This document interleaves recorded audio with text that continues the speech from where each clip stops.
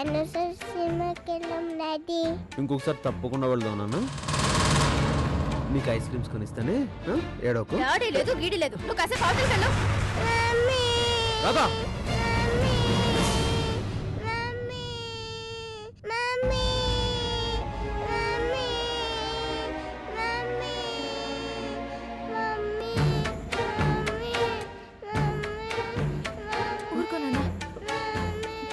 పాపని పక్కకు లాగానండి అంతే. నువ్వు మనిషివా పశువా? ఏమండి, నా పాప నా నుంచి విడదీసే హక్కు ప్లీజ్. లేదు నాన్న, సినిమాకి ఇంకొకసారి వెళ్దాం సరేనా? రా.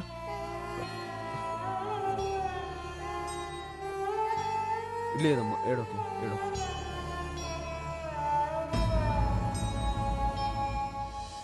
సారీ రాధా. అత్త పోరు లేదు, ఆడబిడ్డ పోరు లేదు, ఇదేం పోరు అర్థం కావడం లేదు. అప్పటికి కాంతం పిన్ని అననే అనింది, ఆవిడ అన్నంతా అయింది. ఒకటి గుర్తుంచుకో అక్క, మా మంచితనం కారణంగానే నువ్వు ఇంట్లో ఉంటున్నావు. మా మంచితనం మాకు శాపంగా మారనివ్వద్దు, నీకు దండం పెడతాను. రాధా, నీ వల్ల నా కాపురానికి ఓ అచ్చట ముచ్చట లేకుండా పోయింది. నా ఉసురు ఊరికే పోదులే. త్వరలోనే వెళ్ళిపోతాను రాధా. ఆ త్వరలో అనేది ఎప్పుడు వస్తుందో, నాకు ఈ పీడ ఎప్పుడు విరగడవుతుందో.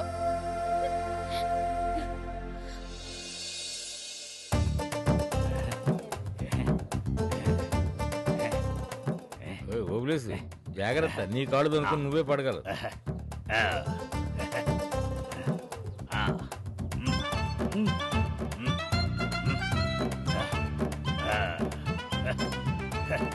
ఏమైనా ఓబులేసు, నీ హెల్త్ బాగా ఇంప్రూవ్ అయింది. మరి మా ఆవిడతో సంసారం చేయాలంటే మరి నాకు ఆ మాత్రం ఉండొద్దు. చెప్పడం మర్చాను, ఇటు నుంచి ఇటే ఒకసారి క్లినిక్ వచ్చి వెళ్ళమన్నాడు మన డాక్టర్ గారు. డాక్టర్ అంటే ఆ ముసలాయన రంగాచారి గారు కదా? ఇంకెవరు? ఆ వద్దులే బావా, వెళ్ళిన కాడి నుంచి ఒంట్లో రక్తం తోడే దీంట్లో చక్కెర ఎంత, గోధుమలు ఎంత, పామాయిల్ ఎంత అనే పైసరి లెక్కలు చెప్పి జడిపిస్తాడు. అలా ఎప్పటికప్పుడు లెక్కలు చెప్తున్నాడు కాబట్టి ఇలా నువ్వు నేను ఏ టెన్షన్ లేకుండా ఉన్నావు. టెన్షనా? ఇప్పుడు మాత్రం టెన్షన్ ఏముందిలే బావా, అన్ని సెటిల్ అయిపోలా. సెట్ అయిపోయిందే? ఓబులేసా మజాక, దెబ్బకి దెయ్యం వదులులా. అసలు నీ యాసే అర్థం కాక వస్తూ ఉంటే పైగా సింబాలజం ఒకటే అర్థమయ్యేటి చెప్పు. ఇప్పుడు మా ఇంట్లోంచి అరుపుడు కేకలు వినిపిస్తున్నాయా? లేదు. మా ఇంటిదానే గాండ్రిప్పుడు కసులు వినిపిస్తున్నాయా? లేదు. నీ పాసుగాల దెయ్యి వదిలిపోతే అవన్నీ ఎట్టా వినిపిస్తాయంట. అదే నాలుగు నవ్వుతూ ఒక శుభవార్త చెప్పావు. అవును, కాంతంలో ఒక్కసారి ఇంత మార్పు ఎలా వచ్చింది? దానికి మామూలు పంతం అయితే పనిచేయదనే మంచి నేపాల పంతం వేసిన అంతే, నోరైతే దేవట్టు. ఫోన్లే, వరలక్ష్మి మల్లేషు ఇప్పుడు హ్యాపీయే కదా? మామూలు హ్యాపీ కాదన్నా, ఏమా హ్యాపీగా ఉంటా ఎదవా. వరం కడుపుతో ఉంది కదా, ఒక రోజంతా ఇంట్లో పెట్టుకుని ఏవేవో వండి పెట్టాలంటుంది మా ఆవిడ. ఒకరోజు ఏందన్నా, వారం రోజులు అట్టి పెట్టుకోమను, అడిగేది ఎవరంట. ఈ మాట చెప్తే జానకి ఎంత సంతోషిస్తుందో. కావాలంటే నేను కాంతం వచ్చి చెప్తావా? ఎందుకులే, జానకే మీ ఇంటికి వచ్చి అడుగుతుంది. సరే అన్న. అన్నా ఒకటి అడిగేదా? అడుగు. మన కోడల పిల్ల సంజితో పాటు అప్పుడప్పుడు ఇంటికి వచ్చి పోతుంటాడా? ఆనంద్. ఎవరన్నా? ఆహా, ఏమి లేదు, ఊరకే అడుగుతున్నాలే. పిల్లోడు మంచి సోకుగా ఉంటాడా, మంచి హుషారుగా ఉంటాడా? పిల్లోడిని పక్క పక్కన పెడితే భలే ఉంటారులే. అమ్మాయి పనిచేస్తుంది ఆఫీసు. ఆడ పని చేస్తా ఉంటాడా? కాదు, వాళ్ళ బాసు గారి మేనలుడట. ఆహా, అమ్మాయికి ఇష్టమైతే గబాల్ 3 వేసేస్తే ఇంట్లో పడి ఉంటారు కదా. నిజమే గాని ఓబులేసు, అమ్మాయి దానికి సుముఖంగా లేదయ్యా. అట్నా? ఓసి దీని బాడబాడా. ఎందుకంట ఆ పిల్లాడికి ఏం తక్కువనే? ఆ పిల్లోడు పక్కన నిలబడితే మీ పిల్లోడు ఉన్నట్టుంట్లా. నేను మీ చెల్లయ్య అదే చెప్పు చూశాం. ఎందుకనో అమ్మాయికి ఇష్టం లేదయ్యా. అసలు ఆనంద్ మా ఇంటికి రావడమే ఇష్టం లేనట్టు మాట్లాడుతుంది. అట్టనా? అది కాదు, మొగుడు ముద్దు లేకుండా ఎన్నారు పడి ఉంటావమ్మనే నీకు చెప్పేదా మరే? సమయం వచ్చినప్పుడు చెబుతున్నానులే. ఇట్టంటే ఎవరాల కాడ వెనక ముందు చూడొద్దన్నా, ఆలోచించేంత కూర్చుంటే అలాంటి పిల్లాడు మళ్ళీ మనం దొరుకుతాడా? దీన్ని ఆపడాలా? ముందు మా వంతు కృషి చేసి తను ఒప్పించడానికి ప్రయత్నిస్తాం. అప్పటికే తను ఒప్పుకోపోతే నువ్వు వచ్చి చెబుదు కానీ. అట్నేలే, మా పెద్ద వెనకటి కానీ ఓడ్లే. ఏ పిల్ల అయితే ఏమి రే సోమే, ఎరకలు పడితే సోలు అని అట్నే ఎవరు చెబితే ఏమే? ఆ పెళ్లికి ఊ అంటే సోలుగా ఏమంటా? కరెక్టేలే. సరే మరి మనం డాక్టర్ దగ్గరికి వెళ్దామా? నేను రానులే, నువ్వు పోయిరా. డాక్టర్ గారు అడిగితే ఏం చెప్పమంటావు? ఓబులేసి వెనకటి ఓబులేసి కాదా, ఇప్పుడు మంచి యూత్ మీద ఉన్నాడని చెప్పా. యూత్ నువ్వు? ఆ, సరే నువ్వు అలా మీ కొంపకు పో, నేను డాక్టర్ దగ్గరికి సరిపోతా. ఎందుకే పాపం ఆనంద్ అవాయిడ్ చేసావు? చెయ్యక ఓ అని వెంటపడి అతను తీసుకెళ్తానన్న చోట్లకల్లా వెళ్ళాలా? ఆనంద్ లాంటి వాడు పిలిస్తే వెళ్ళాలనుకునే వాళ్ళు ఎంతమంది లేరు? వాళ్ళలో నువ్వు ఉన్నావా? ఉంటే మాత్రం అతను రమ్మని పిలవాలిగా. పళ్ళు రాలిపోతాయి. ఇన్నిచ్చిన దేవుడు నీకాస్త సిగ్గు కూడా పెట్టుంటే బాగుండేది. సిగ్గు కూడా పెట్టాడే, కాకపోతే నేనే సిగ్గుపడ్డం మానేశాను. అమ్మా తల్లి, కాస్త ముందు చూసి నడపమ్మా, లేకపోతే ఆఫీస్ కు బదులు అపోలోకి వెళ్తాం. నువ్వెన్నైనా చెప్పు, ఆనంద్ నిన్ను ఇష్టపడుతున్నాడు. నన్ను ఇష్టపడుతున్నంత వరకు ఓకే. ఇష్టపడుతున్న పేరుతో కష్టపెడతాడు చూడు, that is not okay. Anand విషయాన్ని ఎందుకు పాజిటివ్ గా తీసుకోకూడదు? నా భర్త మరణాన్ని నెగిటివ్ గా కాకుండా పాజిటివ్ గా తీసుకున్నాను కాబట్టి, ఏ రోజైతే అయినా తన తల్లిదండ్రుల్ని నా చేతుల్లో పెట్టిపోయారో ఆ రోజే డిసైడ్ అయ్యాను, ఆనంద్ లాంటి వాళ్ళని ఎంటర్టైన్ చేయకూడదని. ఎంటర్టైన్ చేయకు, పెళ్లి చేసుకో. ఇష్టం లేని వాళ్ళను ఈజీగా చంపేసే చట్టం ఒకటి ఉంటే బాగుంటుంది అంటుంటావు కదా, అది తొందరగా చేయించు. ఎవరిని చంపుతావేంటి? నిన్ను. జస్ట్ నేను ఒక్కదానే.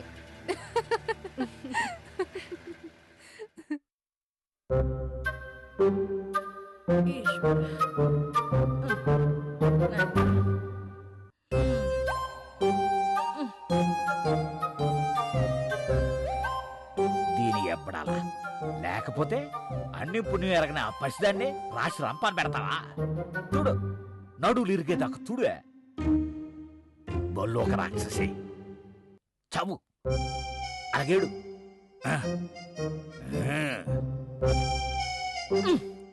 ఓలమ్మ చచ్చిపోనా, ఓలమ్మో ఓలమ్మో, మోకాళ్ళ నిప్పులు చెత్తనాయమ్మో, ఓలమ్మో.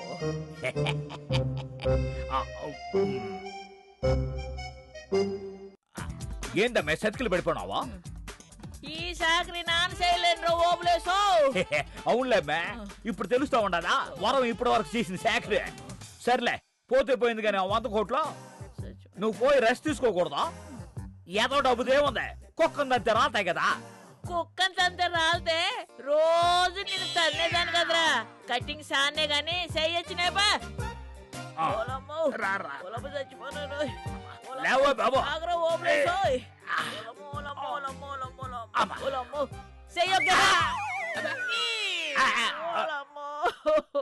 చచ్చిపోతున్నాను ఓలమ్మ, శాత కాట్లేదు, నడువు నొప్పి వచ్చేస్తుందిరా నాయన.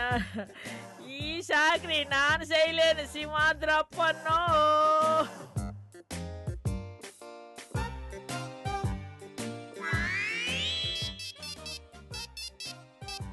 హలో,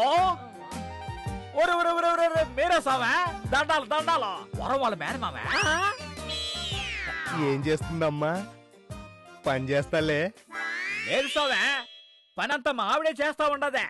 కావాలంటే ఉండబాలని వచ్చి ఓ పని చూడండి. ఓలమ్మ,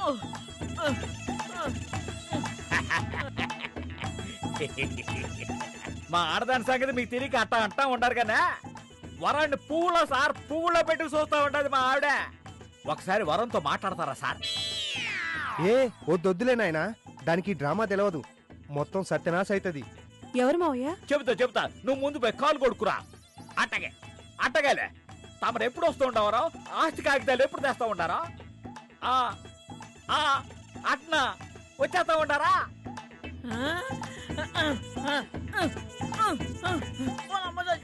తూ, అది అమ్మనా రాక్షసినా? నీ ముఖం చూసి దాన్ని వదిలేస్తున్నా. మళ్ళీ వరం జోలికి వచ్చిందనుకో, అమ్మని కూడా చూడా, దాన్ని నారదీసి ఆరబెడతా.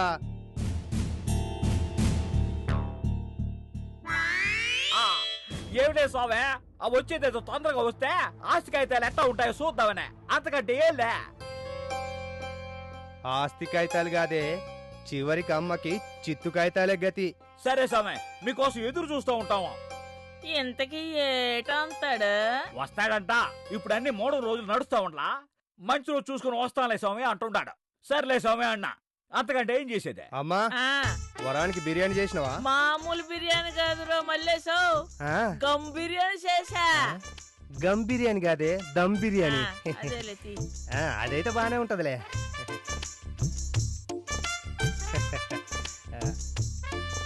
ఏమిటండి నాటకాలు? ఏం నాటకం? నేనంతా చూశానులేండి. చూస్తే మళ్ళా సప్పుడు చేయకు. నీకు మేనమా ఉన్నాడు, ఆడికి 100 కరోడ్ 100 కరోడ్ ఆస్తుంది. గది నీకిస్తానని లెటర్ రాసిండు, గది మా నాయన చదివిండు. కథం మా అమ్మ బేహోష్, గాడి నుంచి కహానీ షురు. ఇదంతా నాటకం అని అత్తయ్యకి తెలిస్తే ఇంకేమైనా ఉందా? ఉంటుంది, ఉండకేమవుతుంది? పద చూపిస్తా.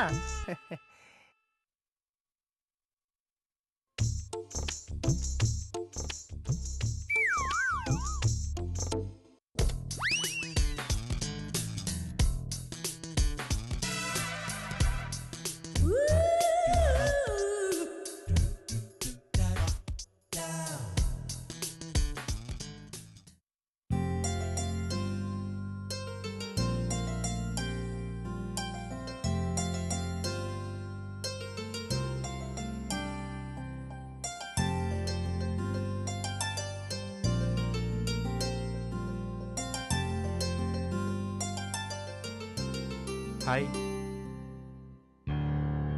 హలో. టీకి ఇన్వైట్ చేసినందుకు థ్యాంక్స్.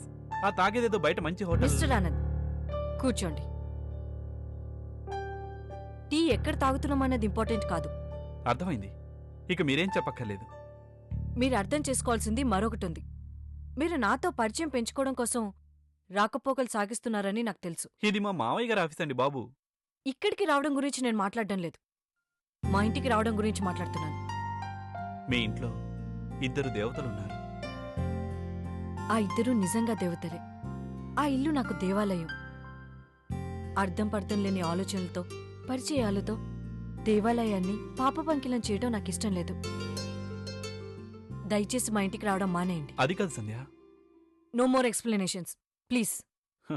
మిమ్మల్ని చూడగానే అనుకున్నాను మీరు కొరడారానని. నన్ను నవ్వించాలని ప్రయత్నించొద్దు. నవ్వమంటే నవ్వేది నవ్వు కాదు, అడగ్గానే దొరికేది లవ్వు కాదు.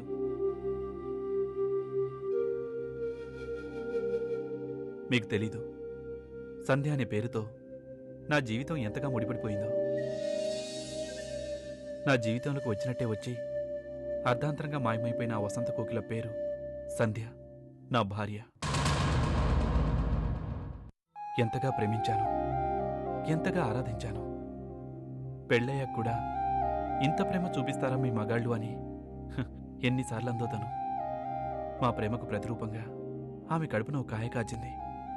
వంశోద్ధరకుడు రాబోతున్నాడు అని ఇద్దరం ఆశగా ఎదురుచూశాం. వస్తాడనుకున్న వంశోద్ధారకుడు వచ్చాడు, పోయాడు. కాని పోతూ పోతూ తన తల్లిని కూడా వెంట పెట్టుకుపోయాడు. ఈ కాంక్రీట్ జంగిల్లో నేను ఒంటరి మోడుగా మిగిలిపోయాను.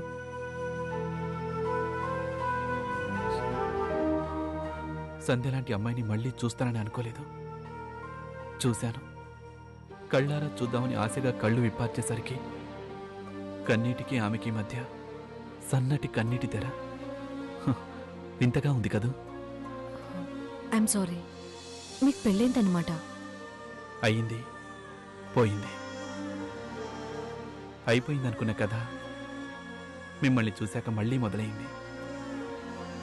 మీరు చెప్పింది నిజమే అయితే మీకు నా సానుభూతి తెలియజేస్తున్నాను.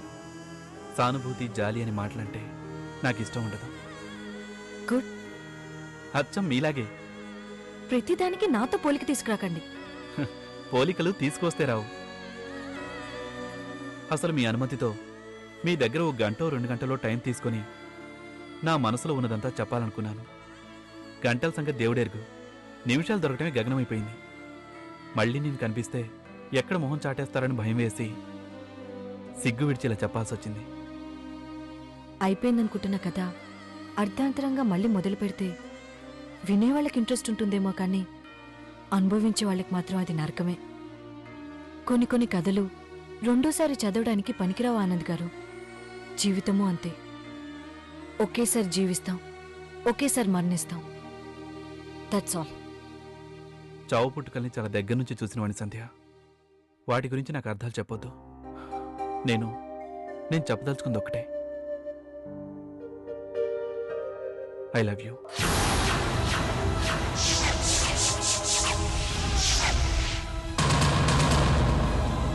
నువ్వు నన్ను ప్రేమిస్తున్నావా లేదా అనేది నాకు అనవసరం.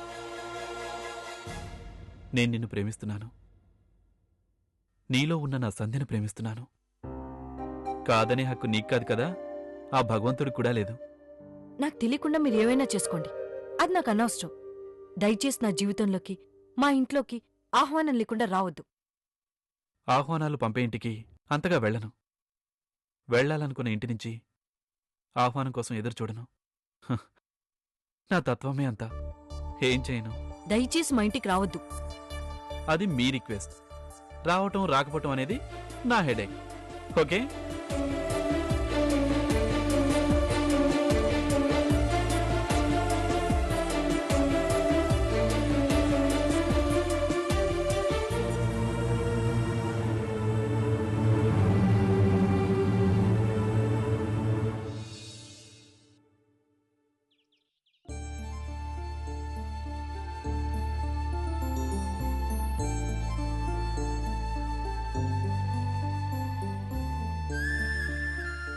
మిగతా ముగ్గు నేను వేస్తాను, నువ్వు వెళ్ళి కూర్చో. ప్లీజ్ రాధా. ప్లీజు లేదు, గీజు లేదు. ఇలా ఇష్టం వచ్చినట్టు కూర్చొని అలా ముగ్గులేస్తుంటే కడుపులో ఉన్న బిడ్డకి ఇబ్బందిగా ఉండదు? వాడికన్నా ముందు నీకే ఎక్కువ ఇబ్బందిగా ఉన్నట్టుంది. అవును, నాకే ఇబ్బందిగా ఉంది. ముందు నువ్వు లేచి అక్కడ కూర్చో. అబ్బా, కూర్చొని నేనేం చేయాలంట? ఏదో ఒకటి చెప్పు. నేను చెప్పను, నువ్వే ఏదో ఒకటి చెప్పు. నేనే ఎందుకు చెప్పాలట? ఎందుకంటే రాత్రి మీ ఆయనతో కలిసి సినిమాకి వెళ్ళొచ్చిందాను కాబట్టి ఆ ముచ్చట్లన్నీ చెప్పాల్సింది నువ్వే.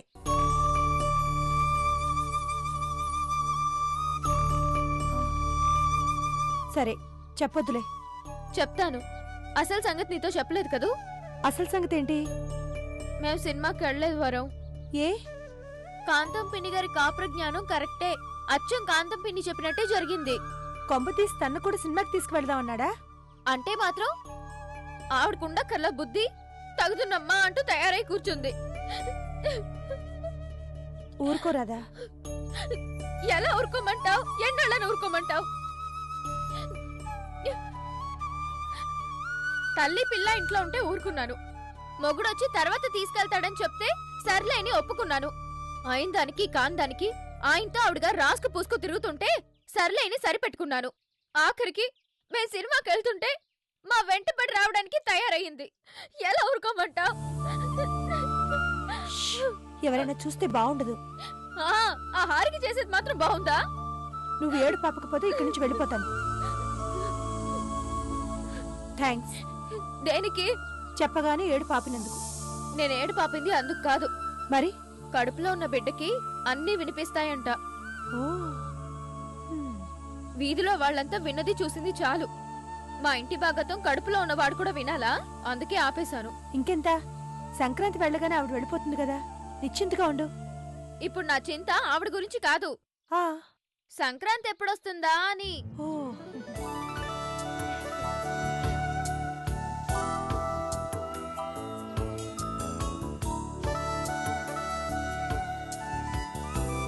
వరం, ఆడపిల్ల పడి పడి అందమైన ముగ్గులు ఎందుకు నేర్చుకుంటుందో తెలుసా? అందమైన ముగ్గులాగే తన కాపురం కూడా అందంగా ఉండాలని. ఆ మాటలు విన్న తర్వాతే ముగ్గులు వేయడం నేర్చుకున్నాను. చెప్పాగా ముగ్గుల పోటీలో కూడా ఫస్ట్ వచ్చానని. ఆ వేళ అందరి కాపురం కన్నా నా కాపురం గొప్పగా ఉంటుందని కలలు కన్నాను. ఎక్కడ ఏ ముగ్గు తప్పు వేశాను. నా కాపురం చప్పగా తయారైంది. నేను వేసిన ముగ్గుని ఎవరో కావాలని కాలుతో చెరిపేస్తున్నట్టుంది ఆ హారికను చూస్తుంటే.